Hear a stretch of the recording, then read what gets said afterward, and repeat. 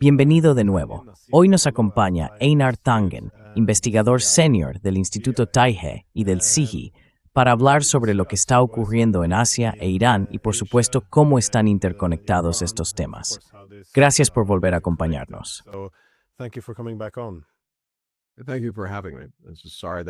Gracias por invitarme. Lamento que tengamos que encontrarnos en estas circunstancias.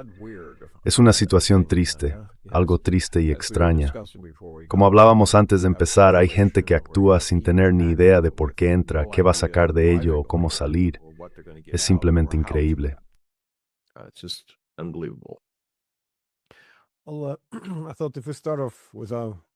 Pensé que empezaríamos con una visión un poco más amplia antes de entrar en cómo se está recibiendo esto en Asia o cómo está afectando a Asia. Desde Pekín, ¿cómo entienden las personas allí y tú esta guerra? ¿Por qué se involucró Estados Unidos? ¿Y cómo interpretas las políticas de Irán en todo esto?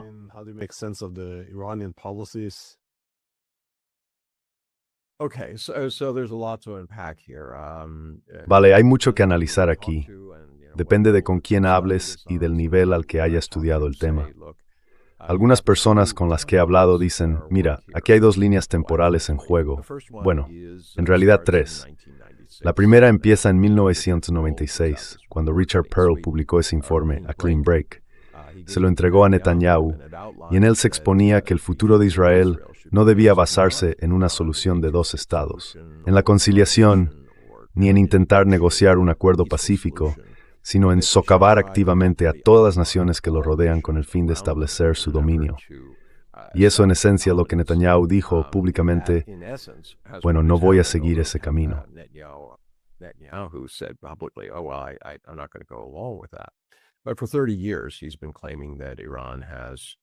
Durante 30 años ha estado afirmando que Irán tiene armas nucleares o que está a punto de tenerlas en 2 semanas, 2 días, 2 meses, lo que sea.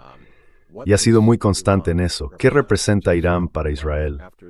Pues bien, tras la caída del Shah, Irán se volvió muy belicoso hacia Israel. Adoptaron la causa palestina y dijeron, sois un enemigo. Y eso preparó el terreno. Israel no es capaz de atacar a Irán. Hay 7,5 millones de judíos, 92 millones de persas o iraníes, y 1,000 millas de distancia entre ambos. Así que no es factible poner tropas sobre el terreno y hacer algo con una intención seria. Siempre han necesitado a Estados Unidos de su lado para eso. Y la cuestión es cómo lograr que Estados Unidos se implique.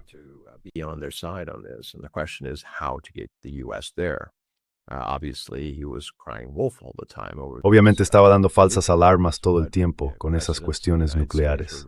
Pero los presidentes de Estados Unidos eran muy reacios a involucrarse en una guerra con Irán, que es un país sofisticado, el 17º más grande del mundo, tanto por población como por extensión territorial.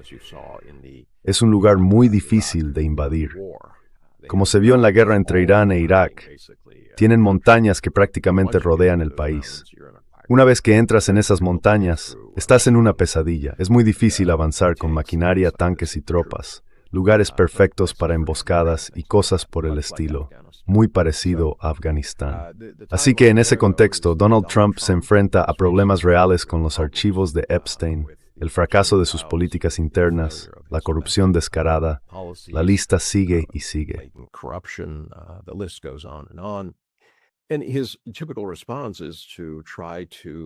Y su respuesta habitual es intentar desviar la atención.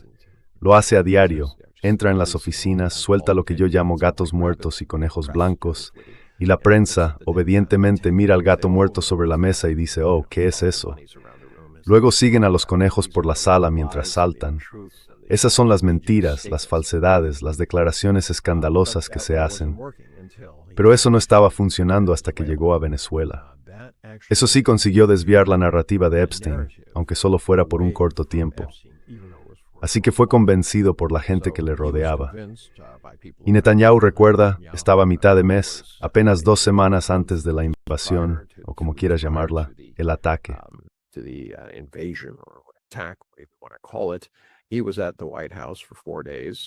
Estuvo en la Casa Blanca durante 4 días, conspirando, y ya habían fijado la fecha en la que pensaban actuar. Trump fue convencido por Netanyahu, probablemente por Hegseth y la gente de su entorno, de que podían entrar allí, realizar un ataque de decapitación y que sería como en Venezuela. Él sería un héroe, dejando su huella en el mundo. Bueno, el único problema que tuvo fue que la CIA dijo, no, eso no es lo que va a pasar. Para empezar, no existía ninguna amenaza inminente. No había preparado a Estados Unidos para una amenaza inminente. Incluso en Irak, que fue completamente ficticio, al menos se tomaron el tiempo de agitar la opinión pública estadounidense hasta el frenesí, haciéndoles creer que estaban a punto de ser atacados por un Irak nuclear. En este caso, no lo hicieron. El ejército también les dijo, esto no va a suceder.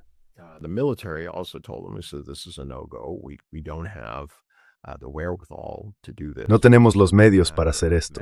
Es una simple cuestión de matemáticas. Tenemos una cantidad X de tiempo y contamos con suficientes misiles y contramedidas para protegernos contra X número de misiles.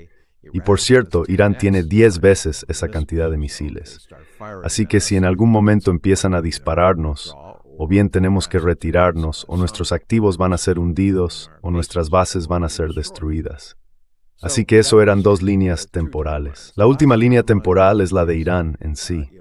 Irán se encontraba en una situación en la que, durante los últimos 20 años, ha estado anticipando un ataque por parte de Estados Unidos. Tuvieron un ensayo durante el ataque de 12 días del año pasado, y básicamente han estado calibrando cómo responder de forma simétrica a esta situación militar. Y dieron con, bueno, ¿qué tenemos?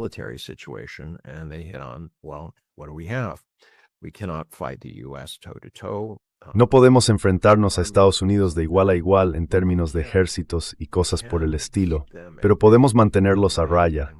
Podemos retrasarlos, y mientras los retrasamos, vamos a bloquear el estrecho de Hormuz, que por supuesto, como todo el mundo sabe, gestiona el 20% del petróleo exportado del mundo. Tendría un efecto devastador para todos los implicados. Y ahí es donde China está observando esto. Dicen, de acuerdo, no podemos evitar los errores que están cometiendo Israel y Estados Unidos. Están desconcertados. No entienden si alguna vez hubo un plan de salida. Ahora parece que Netanyahu pensó que al involucrar a Estados Unidos podría arrastrarlos a una especie de guerra interminable.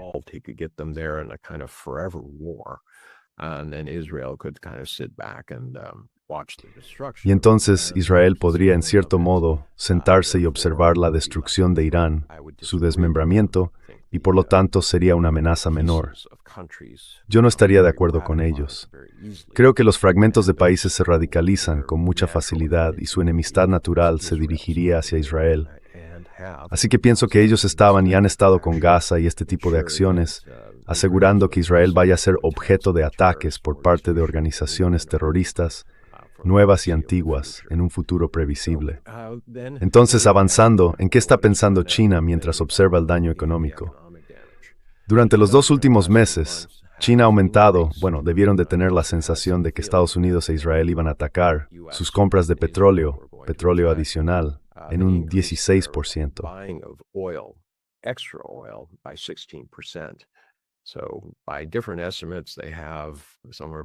Según diferentes estimaciones, tienen alrededor del 10%, casi 1,1 mil millones de barriles de petróleo en reservas. Pero las reservas se agotan, y ese es el problema. Es cuestión de tiempo.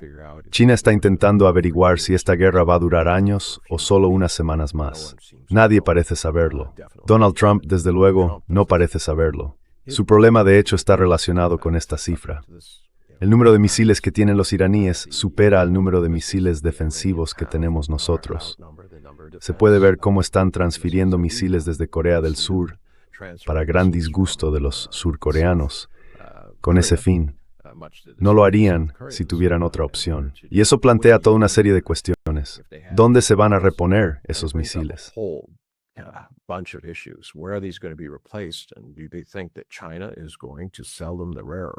¿De verdad creen que China va a venderles las tierras raras necesarias para producir ese tipo de misiles y armas?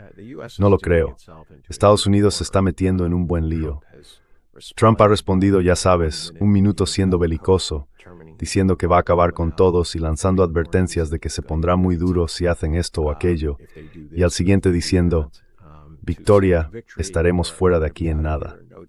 Ahora mismo no hay un camino claro, porque incluso si Estados Unidos se marchara dentro de 5 minutos, esto no habría terminado. Irán no confía en Estados Unidos, porque utilizó las supuestas negociaciones de paz como tapadera para ataques. Como resultado, realmente no quieren sentarse a negociar con Estados Unidos, tal y como está ahora.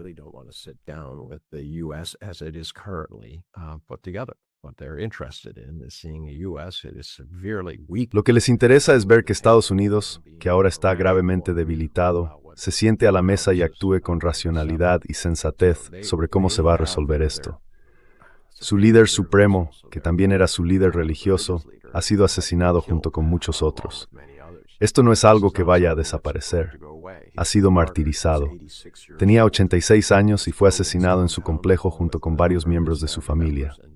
Ahora, uno de sus familiares es el nuevo líder supremo y ya está diciendo que su única opción son las armas nucleares y que van a luchar hasta el amargo final. La situación se está deteriorando rápidamente. Ha envuelto a todo Oriente Medio.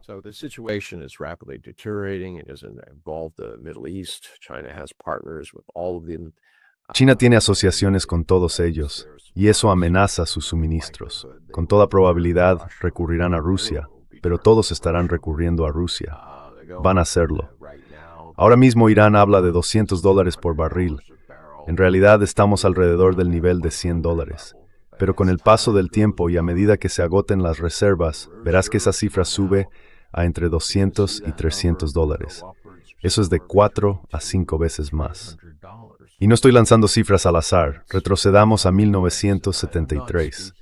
Entre el 7% y el 9% del petróleo disponible en el mundo fue cortado por lo que pronto se convertiría en la OPEP, y eso provocó un aumento de 4 veces en el precio del barril. Así que $10 un día se convirtieron en 40 al siguiente. Si algo así ocurriera ahora y entonces solo fue un 7% a 9%, estaríamos hablando de un 20%. $10 one day was $40 the next. If you have that here in things now, that was only 7 to 9%. You're taking 20%. Oil is not something you can do without. El petróleo no es algo de lo que se pueda prescindir. Si estás pilotando un avión, no puedes decir, voy a hacerlo funcionar con aire o con combustibles alternativos. Sí, podrías producir algo de combustible a base de maíz y cosas por el estilo, pero eso requeriría una enorme cantidad de procesamiento, y simplemente no hay suficiente para hacerlo ahora mismo. Así que hay muy pocas alternativas. Si manejas camiones, necesitas diésel, y esto va a afectar a países de todo el mundo, especialmente a aquellos que no tienen reservas a corto plazo. Pero a largo plazo va a tener un efecto enorme. Estamos hablando de más de 20 millones de barriles al día.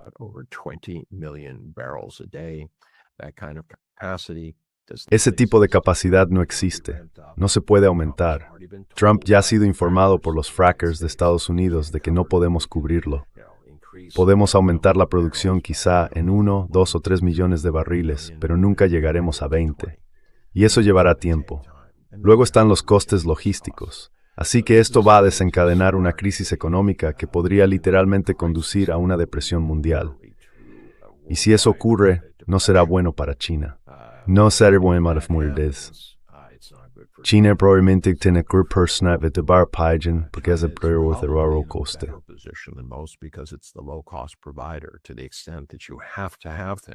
En la medida en que necesites tener cosas, vas a comprarlas al precio más bajo posible, o al menos eso esperas.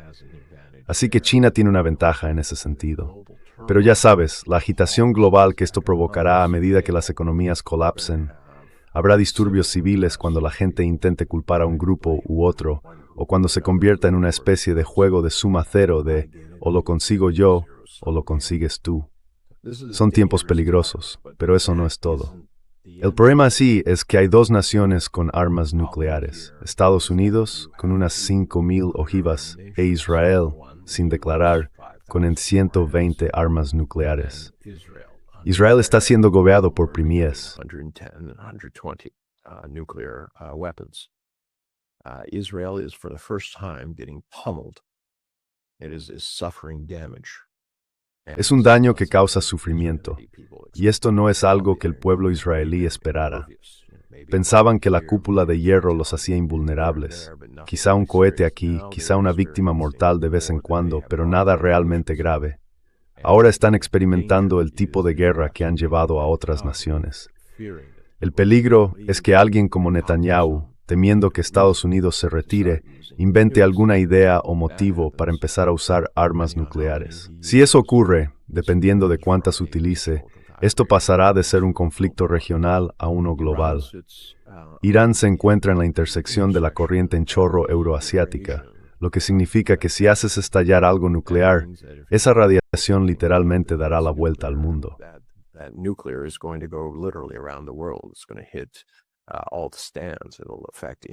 Va a llegar a todos los puestos, afectará a la India, y luego afectará a todo lo que hay en esa zona, y finalmente dará la vuelta al mundo.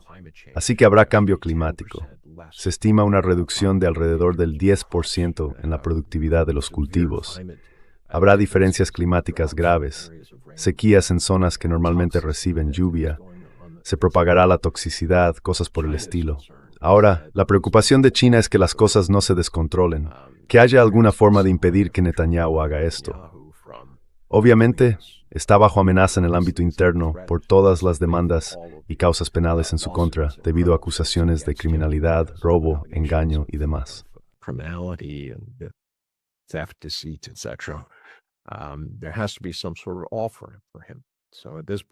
Tiene que haber algún tipo de oferta para él. Así que en este momento China está diciendo que es hora de sentarse a la mesa. La pregunta es, ¿qué tiene que haber sobre esa mesa para que ocurra algo? Ninguna de las partes en Irán tiene motivos para confiar en Estados Unidos. Sentarse frente a Estados Unidos carece de sentido desde su punto de vista. Pero si se logra reunir a las potencias medias regionales, por ejemplo, los BRICS, junto con Turquía, Egipto, el Consejo de Cooperación del Golfo y, por supuesto, Israel. Sentarlas a la mesa y dejarlo claro. Israel, si detonas una bomba nuclear, las consecuencias serán graves.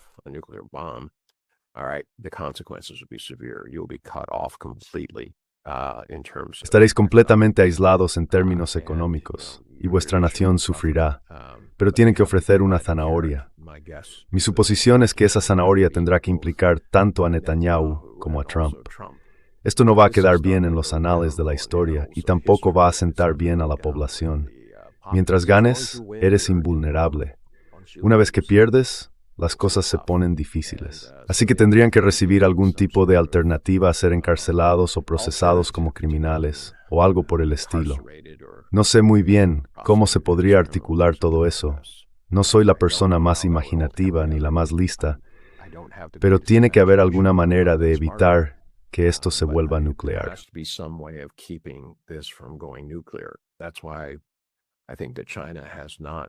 Por eso creo que China no ha cerrado la puerta, a pesar de los comentarios muy duros sobre Irán, a una visita de Donald Trump, porque creen que la única manera de tratar con Donald Trump es mantenerlo en la mesa. Tenerlo, ya sabes, mirando pequeños fragmentos, transacciones. Él entiende las transacciones, no entiende las promesas, no entiende lo que hiciste por él ayer, solo entiende lo que puede obtener de ti hoy y mañana. Así que creo que van a intentar seguir relacionando y encontrar alguna manera de evitar que esta guerra mal concebida se convierta en una conflagración que literalmente arruinaría el mundo.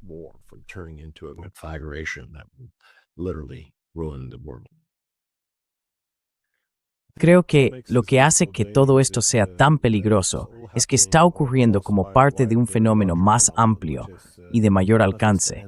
No solo el fin o el cambio del orden mundial, el fin del orden hegemónico, sino también el panorama mucho más amplio del fin de la dominación occidental. Porque en tales circunstancias, cuando los países, especialmente las grandes potencias, sienten que se encuentran en una posición estratégica de todo o nada, están puestos a asumir grandes riesgos y a hacer cosas insensatas. Por ejemplo, en Estados Unidos, el objetivo es revertir el declive relativo, restaurar la hegemonía estadounidense o hacer que América vuelva a ser grande.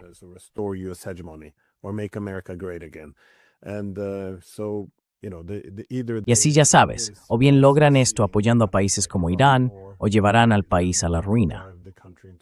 Así que de nuevo, esta mentalidad de todo o nada, y las acciones, no solo la retórica, sino también las acciones, reflejan esto igualmente. Y de hecho, no se trata solo de Trump. En Estados Unidos, con Biden también, se ve ahora en Europa, en lo que respecta a la guerra con Rusia, con Irán y posiblemente con China. Y yo incluso diría que se extiende a Israel, porque Israel ha tenido esta estrategia de ruptura limpia desde el 96, o al menos, ya sabes, el documento que se redactó para Netanyahu, que sugería que la paz no debía alcanzarse mediante el compromiso y la negociación.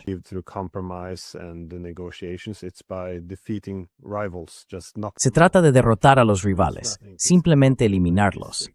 Hay una razón por la que creo que esto surgió en el 96. Fue el comienzo de la era hegemónica. ¿Y por qué ibas a hacer concesiones si cuentas con el respaldo del hegemón mundial? ¿Por qué ibas a comprometerte? En esencia, puedes hacer lo que quieras. Ahora estamos al final de ese ciclo. La hegemonía ha terminado, la unipolaridad ha terminado.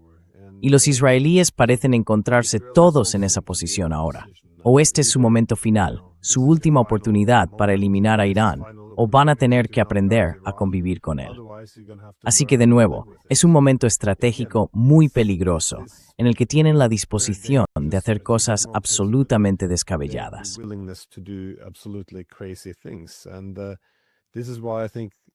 Y por eso creo que a medida que la guerra con Irán se prolonga, también se vuelve peligrosa.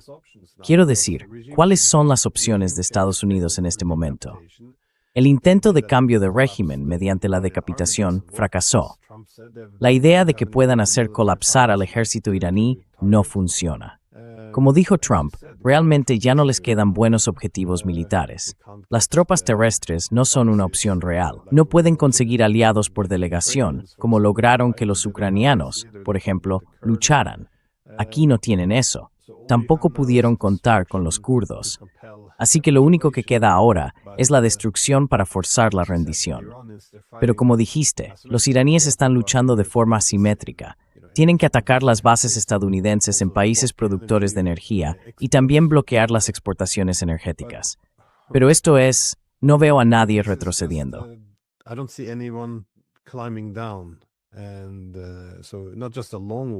Y así, no solo una guerra larga, sino una guerra que seguirá intensificándose, con consecuencias muy impredecibles.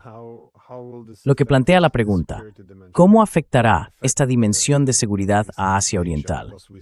Porque ya hemos visto no solo que el sistema de alianzas en Oriente Medio se está debilitando, y también en Europa, sino ahora también en Asia Oriental. Vimos cómo los misiles THAAD y Patriot fueron retirados de Corea del Sur para enviarlos a Oriente Medio. Es decir, todos estos son síntomas de un sistema hegemónico árabe que se está desmoronando. ¿Cómo sacudirá esto a Asia Oriental? Porque si estás en Corea del Sur, tendrás que empezar a cuestionar parte de esto. Si estás en Japón, tendrás que empezar a preguntarte si lo que ha existido durante los últimos 35 años seguirá aquí mañana.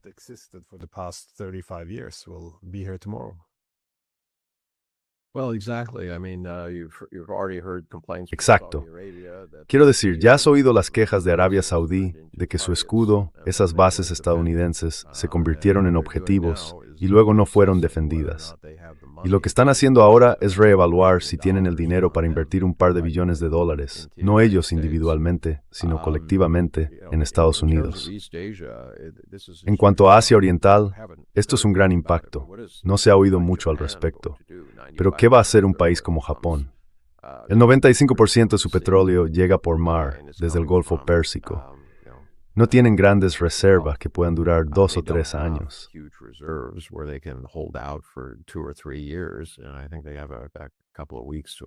Y creo que tienen un par de semanas o quizá un par de meses, dependiendo de si logran asegurar suministros adicionales. Pero cualquier petróleo que consigan a partir de ahora va a ser extremadamente caro. Esto trastoca por completo los esfuerzos del actual gobierno de Takahashi por cambiar la economía japonesa dependiente del petróleo. Esos planes se han ido al traste. La inflación va a ser desenfrenada y el coste de todo va a subir. Hay japoneses que se sienten como los estadounidenses, como los europeos. Parece ser un mal común entre las naciones desarrolladas, que no tienen dinero, que viven prácticamente al día. Las cosas no van bien. things are not good. And now you have something like this going along where you're... Y ahora tenemos algo así ocurriendo, donde ya sabes, el precio de la gasolina y de todo lo relacionado con ella está subiendo. La gente piensa, oh, la gasolina ha subido, pues no conduzcas tanto tu coche. Tonterías. Dependen del pescado. Los barcos pesqueros, la última vez que lo comprobé, consumen mucho diésel. No pueden simplemente dejar de usarlo. Quiero decir, ya has visto que Tailandia ha dicho que la mitad de su flota pesquera no va a salir. Eso significa que los barcos que sí salen y pagan por el diésel caro van a cobrar más por el pescado que capturan. Los fertilizantes, alrededor del 40% provienen de Oriente Medio. Ahora ya no. Así que tienes una situación en la que necesitas fertilizante para poder cultivar los cultivos.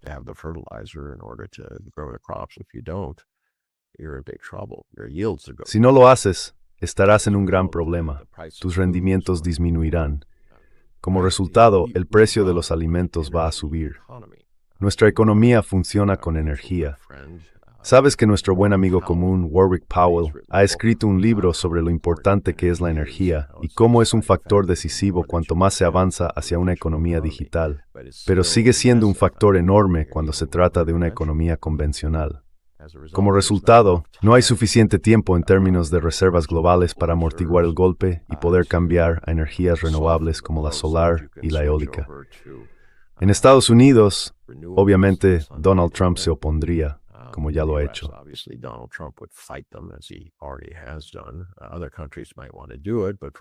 Otros países podrían querer hacerlo. Pero, por ejemplo, Europa se lleva las manos a la cabeza y dice, oh, no queremos energía solar y eólica baratas. Queremos construirla nosotros mismos, aunque sea 2 o 3 veces más cara.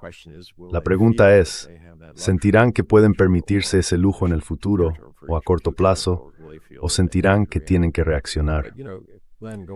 Pero sabes, Glenn, volviendo a una de las cosas en las que siempre pienso cuando hacemos nuestros programas, es el mal que se crea cuando la gente plantea falsas dicotomías. O es esto o aquello, o estás conmigo o contra mí, o eres bueno o malo. Es lo que está desestabilizando al mundo.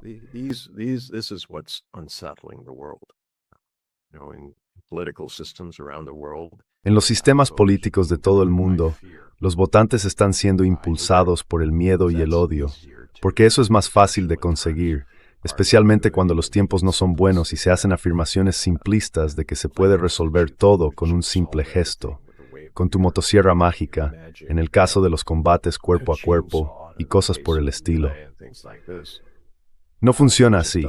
Puedes cambiar de gobierno, pero no puedes cambiar los problemas a los que se enfrenta. Y, ya sabes, ¿cómo estamos reaccionando ante ello? Quiero decir, estabas desconcertado. ¿Cómo es posible que actuemos de forma tan irracional?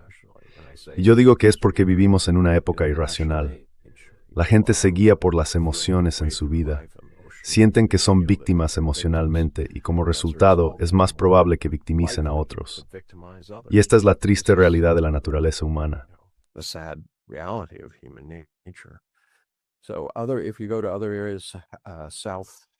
Así que si vas a otras zonas, Corea del Sur también está en serios problemas. Indonesia tiene algo de petróleo, pero no suficiente.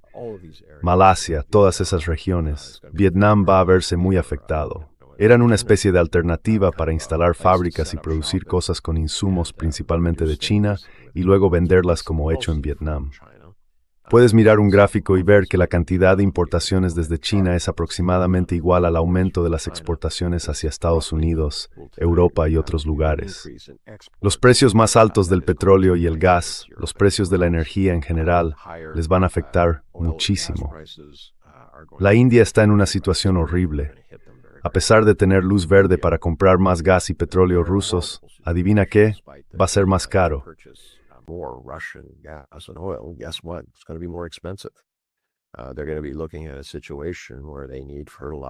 Se van a encontrar en una situación en la que necesitan fertilizantes, diésel y todas esas cosas para hacer funcionar los generadores. Van a estar en serios problemas. Pueden decirle a la gente que trabaje desde casa, pero este es un país que sufre cortes de energía programados con regularidad, a veces apagones, dependiendo de lo grave que sea la situación. La energía es algo que todos usamos. Irán no solo está bloqueando el estrecho de Hormuz, también está atacando instalaciones que procesan petróleo. Así que por mucho petróleo que tengas, si no puedes procesarlo, no sirve de nada. Es solo un montón de polvo, como las tierras raras. Esto realmente les está perjudicando a todos. Pero ya sabes, Irán ha adoptado la postura de que no les importa. Iran has taken the position that we don't care. We've been attacked.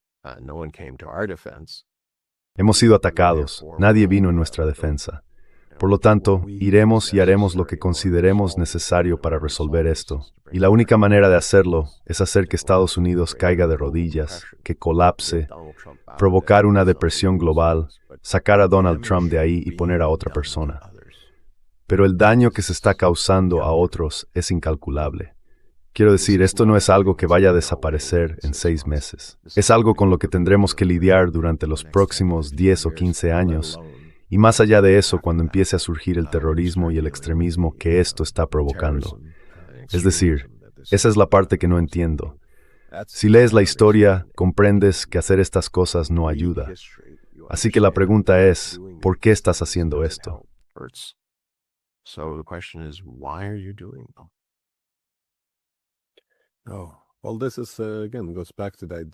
Bueno, esto vuelve a la idea de que cuando los países se enfrentan a algo existencial, lo que están dispuestos a hacer cuando tienen la espalda contra la pared, nunca se debería poner a ningún país en esa posición. Ese fue, más o menos, el discurso por la paz de John F. Kennedy también. Así que, como puedes ver, entiendo lo que están haciendo los iraníes, porque ven esto como una amenaza existencial.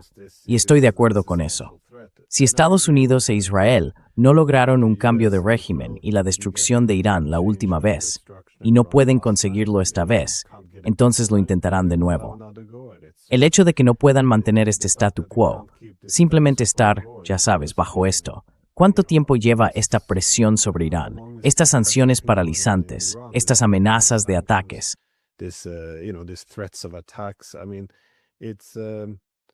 Quiero decir, es 1979. Sí, así que han pasado 47 años y nunca ha habido ninguna propuesta sobre cómo podemos aprender a convivir. El único juego sobre la mesa es cómo podemos eliminar a los iraníes. Eso es todo, y ni siquiera se trata solo del gobierno, porque en última instancia, si quieres un cambio de régimen sin un gobierno de reemplazo, ahora están hablando más o menos de balcanizar Irán.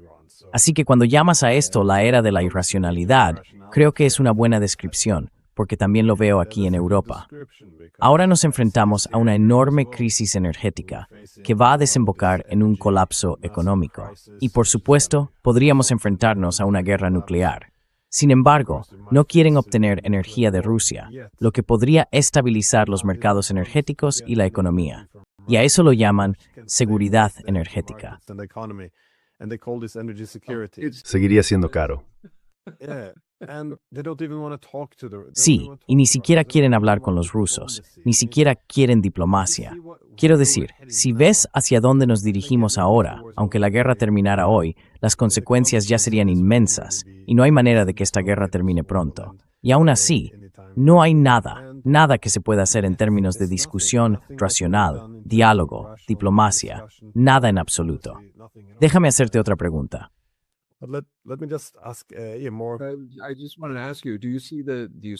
Solo quiero preguntarte, ¿ves la posibilidad de un momento westfaliano, cuando Europa, como ocurrió entre católicos y protestantes, llegue a un punto en el que la matanza sea tan grande y la bancarrota tan profunda que simplemente no puedan seguir librando una guerra, ya sea en Ucrania por delegación o en cualquier otro lugar, y de repente digan, vale, tú a lo tuyo y yo a lo mío, mantendremos nuestras fronteras y seguiremos adelante? ¿Crees que eso es posible? US ignatul kufave to wait for sini. It's pripiosos warni. Why hasn't Europe learned from their own history? No lo sé, pero creo que esta es la única solución racional. Si no nos destruimos a nosotros mismos, porque esa fue la única solución racional en aquel entonces durante la Guerra de los 30 años de 1618 a 1648. Esto fue.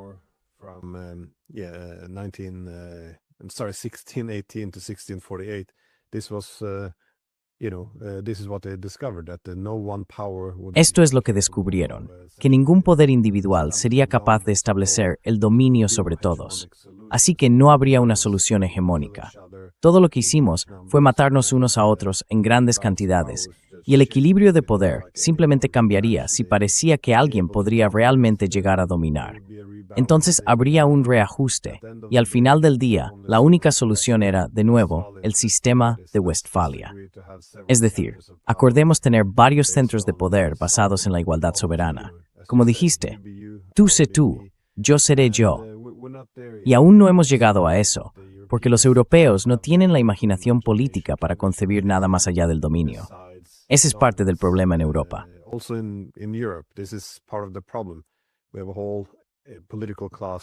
Durante los últimos 35 años, hemos tenido toda una clase política criada con la idea de que, mientras Occidente domine, la democracia liberal y los derechos humanos prosperarán. Entraremos en una especie de edad dorada de paz, incluso de paz perpetua. En eso basaron su ideología.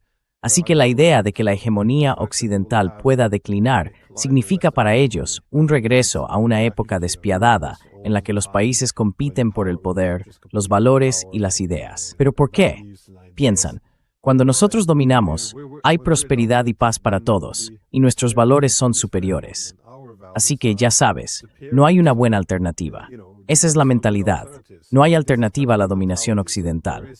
Por eso creo que los europeos están apostando todo a ello y se están volviendo cada vez más atrincherados ideológicamente cuanto más se les desafía. Y sí, se dirigen hacia un desastre monumental, sin margen alguno para corregir el rumbo.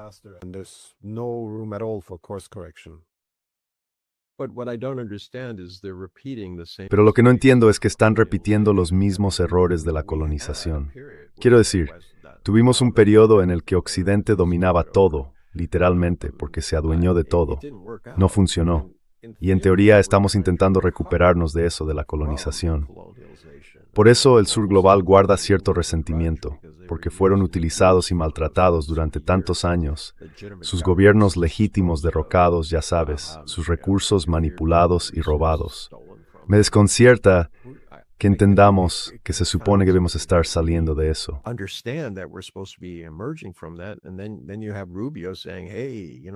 Y luego tienes a Rubio diciendo, oye, ya sabes, recuperemos los viejos tiempos. Juntos podemos colonizar, recolonizar el mundo. Siempre he pensado que Europa era más sofisticada que, ya sabes, alguien como Rubio, que entendían Westfalia, entendían lo que habían hecho al colonizar el mundo.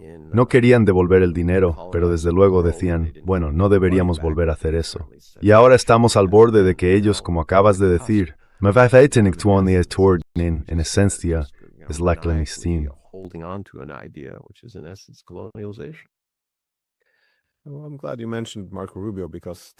Me alegra que hayas mencionado a Marco Rubio, porque eso es más o menos literalmente lo que dijo en la Conferencia de Seguridad de Múnich el pasado febrero.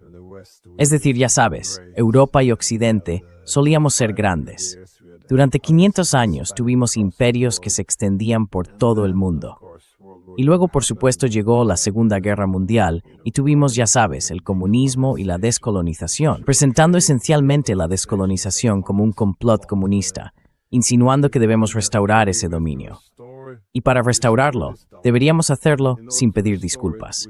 No deberíamos fingir que servimos a metas más elevadas. Es bastante extremo.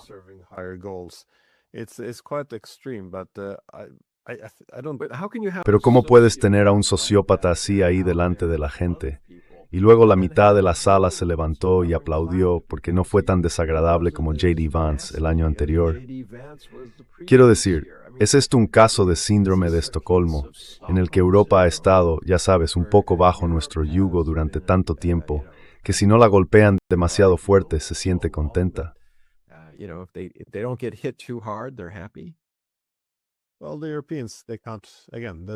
Bueno, los europeos no pueden, una vez más, solo ahora están viendo que su único camino para ser relevantes, prósperos y dominantes es una asociación con Estados Unidos. Así que, ya sabes, como dije, no era J.D. Vance. Mientras les lance un hueso a los europeos, estarán muy entusiasmados. Pero hay algo poderoso en las ideas. Si tienes ideas que vinculan tu poder y tu dominio con ciertos valores sublimes, eso resulta muy atractivo. Tu dominio se convierte en una fuerza para el bien, que es esencialmente lo que decía el eslogan de la OTAN: somos una fuerza para el bien. Eso significa que si dominas, es algo de lo que todos se benefician. Y hay muchas similitudes entre los últimos 35 años y la era colonial, porque bajo la colonización, dividías el mundo en dos grupos para promover la desigualdad soberana, es decir, soberanía para nosotros, pero no para vosotros.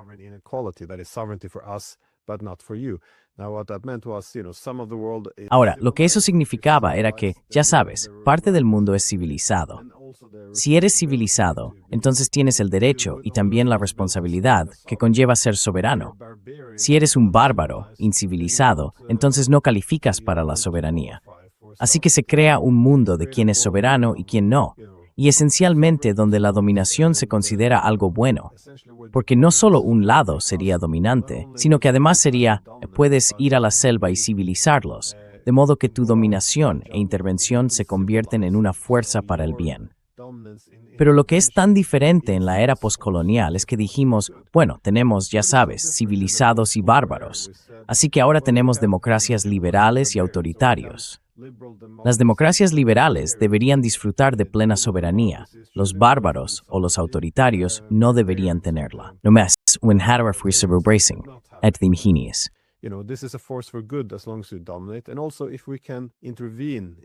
Y además, si podemos intervenir en los territorios de los bárbaros o ayudarles a librarse del autoritarismo, entonces esto es una fuerza para el bien.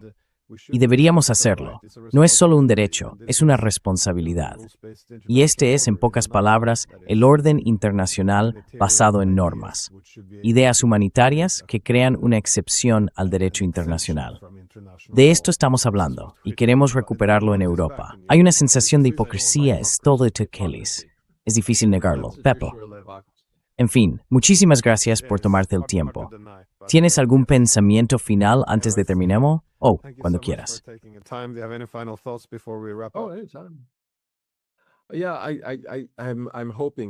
Sí, espero que la gente, quiero decir, creo que tu audiencia probablemente esté de acuerdo contigo, pero espero que otros que vean esto entiendan que estamos al borde de un precipicio y debajo de nosotros se encuentra la ruina nuclear. Si no empezamos a presionar a nuestros gobiernos para que actúen con racionalidad, bien podrían saltar pensando que es mejor que la alternativa y nos llevarían por desgracia con ellos.